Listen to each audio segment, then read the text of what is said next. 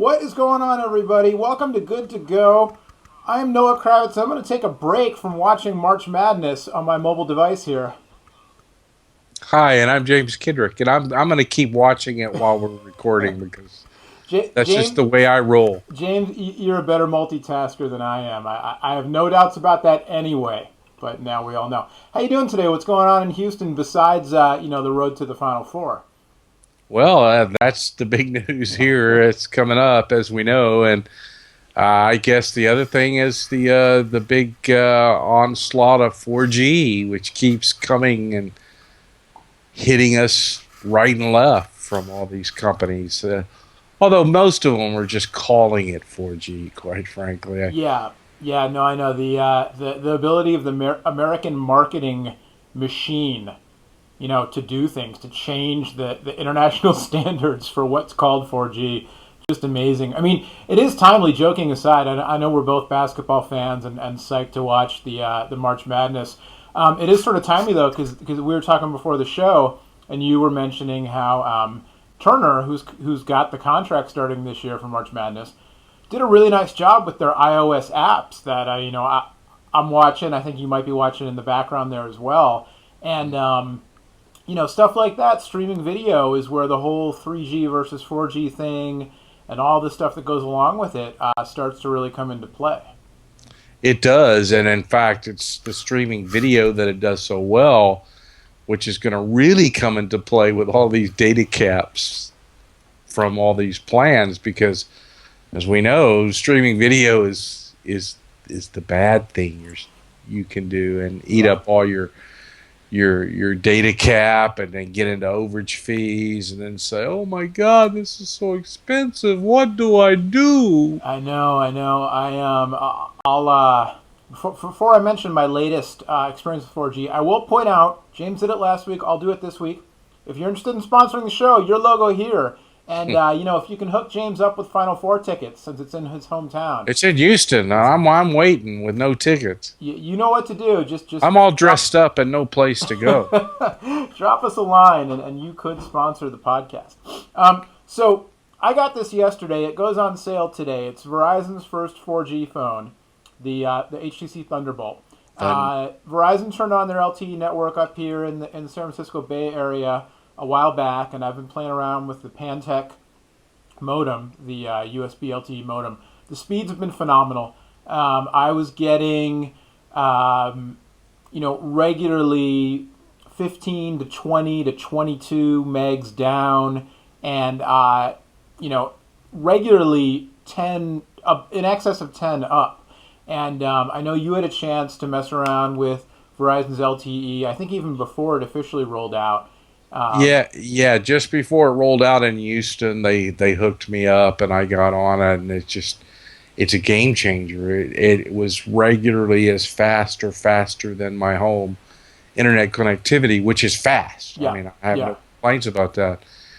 And I think it is the 4G technology to be, quite frankly, in my experience. I would agree. I would say up until this point, I actually was most impressed with T-Mobile's HSPA Plus, where they had it turned on. Sprint was kind of first out of the gate in the U.S.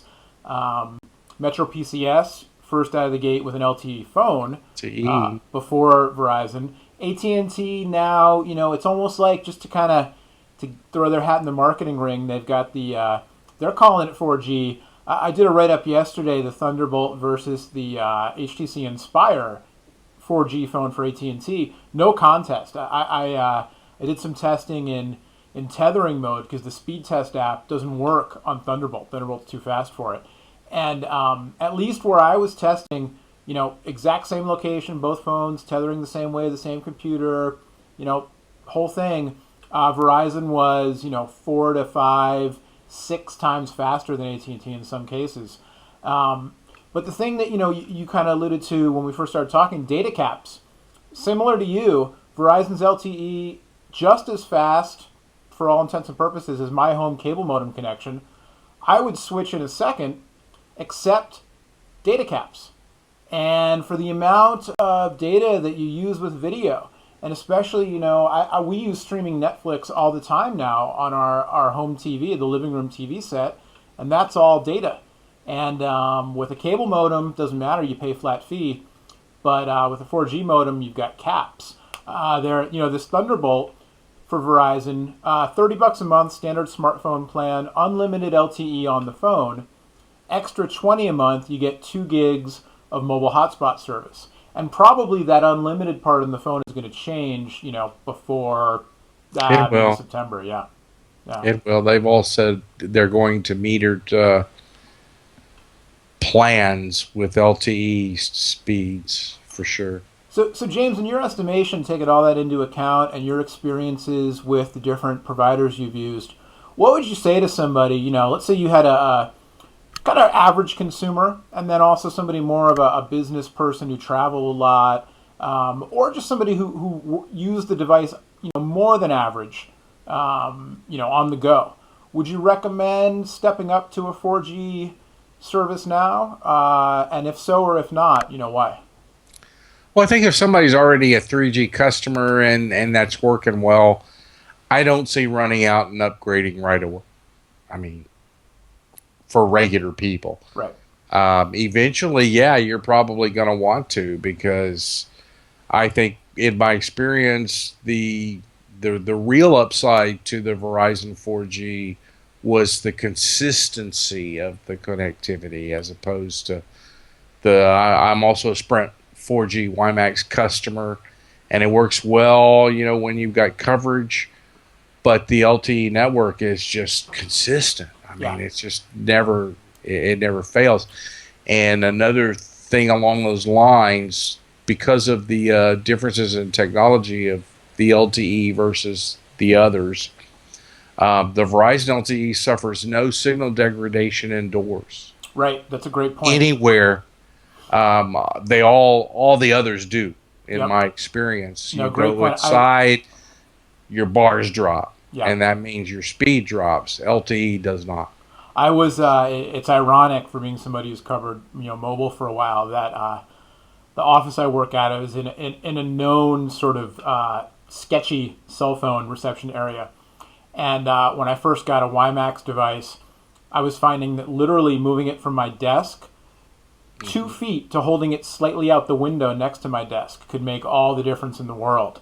That's the line of sight stuff, the business stuff, or the building penetration rather. It's for real, and I've had the same thing with LTE. Not really a factor for me anyway so far. Yeah, WiMAX is particularly subject to the interference problem. I mean, I routinely go outside and have super fast speeds, and just walk through a door inside and see my speed drop by half. Right. And that's and quite frankly, it's usually still fast enough, but it does. It's noticeable. Yeah. You were over the past several days about Sprint looking into a move to LTE. At some point down the road. I mean, it really seems like all roads are kind of moving in that direction. T-Mobile kind of has their longer term plan to just keep bumping up the HSPA plus capacity faster and faster, but you think eventually it's all going LTE.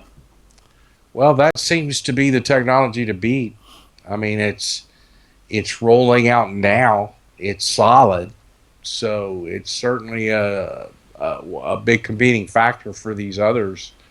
I don't know what they will do, but I suspect, a lot of them are going to go LTE. And it's particularly important, too, because it's going to have, as we saw in the Zoom, although it wasn't activated, and probably on your Thunderbolt there, I mean, they use a SIM card for the LTE service, so that opens up a lot. Right.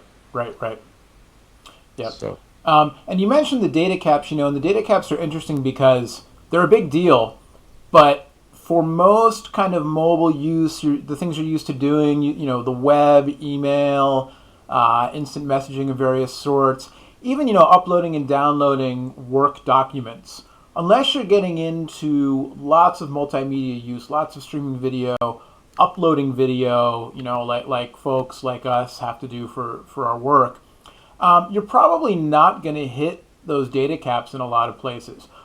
But but it's kind of like I mean, it's like a drug. Once you start using it and you realize you can do it, and you realize, like in my case, the Netflix coming through or what have you, you can hit those caps fast without realizing it, and then you're in for all sorts of hurt when you get your overage charges. Yeah, video is the big culprit with that. I've been using mobile broadband for years, and I do not exceed my monthly limits, even though I use it heavily, Yeah. doing regular stuff. But video's a different matter. All right. Well, we promised each other, silent promise to the audience, to keep this one under wraps time wise this week. So we should wrap it up. James, if people want more of you, where can they find you, and what's going on your blog right now? I'm at the mobile news blog on ZDNet, and right now the hot topic is typically tablets because of the iPad 2 launch. It's on everybody's mind. Should I get this, or is this one a good competitor? I mean, Yep. I mean, that's where all of the action is right now. That's where the action is, and we'll go where the action takes us, and find time to talk about the other relevant things as we see them. All right. Well, till next time, from Oakland, California, saying go Hoyas. I'm Noah Kravitz from TechnoBuffalo.com. March Madness.